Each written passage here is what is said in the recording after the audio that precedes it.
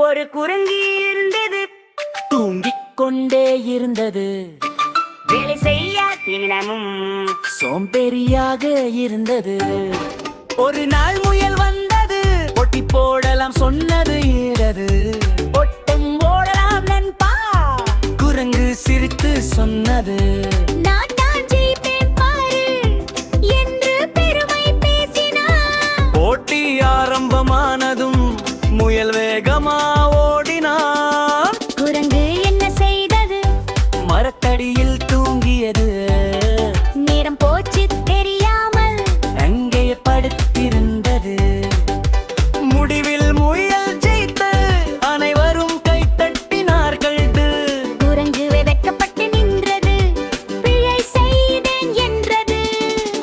இனி நான் சோம்பேறியாக இருக்க மாட்டேன், உழைத்தால் தான் வெற்றி வரும். நல்ல பையனாகிடுவா.